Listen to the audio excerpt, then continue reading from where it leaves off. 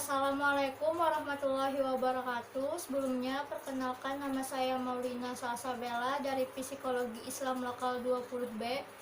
Kali ini saya akan menjelaskan mengenai keterampilan berbahasa. Jadi, silahkan simak video berikut. Keterampilan berbahasa adalah seni dalam berkomunikasi. Keterampilan berbahasa merupakan hal yang penting karena dengan bahasa seseorang dapat meningkatkan pengetahuan dan lugas dalam mengungkapkan suatu pendapat. Keterampilan berbahasa terbagi menjadi 4. Yang pertama, menyimak atau listening skill. Yang kedua, berbicara atau speaking skill. Yang ketiga, membaca atau reading skill. Dan yang terakhir, menulis atau writing skill. Yang selanjutnya, sifat keterampilan berbahasa yang terbagi menjadi 2. Yang pertama, sifat reseptif atau menerima suatu informasi, baik informasi yang didengar maupun dibaca. Reseptif terdapat menyimak dan membaca. Sedangkan produktif atau menghasilkan informasi terbagi menjadi berbicara dan menulis.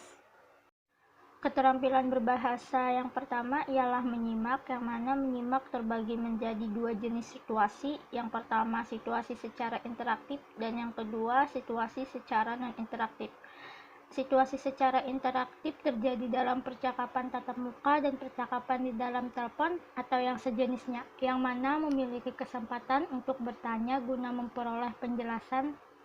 Sedangkan yang non-interaktif, kita tidak dapat meminta penjelasan maupun pengulangan dari pembicara. Contohnya seperti kita nonton televisi, mendengarkan radio, atau menonton sebuah film.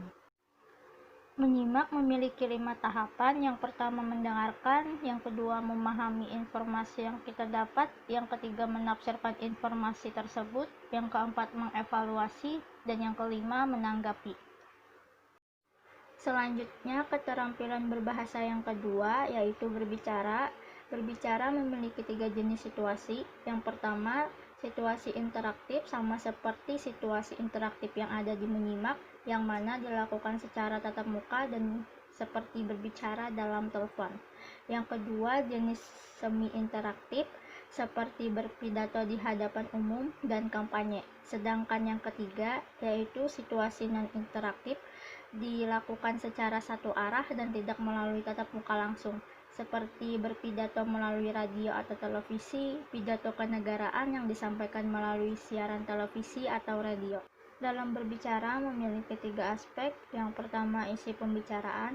Yang kedua, bahasa, bagaimana bahasa itu kita menyampaikan suatu informasi tersebut. Yang ketiga, performansi atau gestur tubuh, mimik, dan ekspresi dalam menyampaikan isi pembicaraan.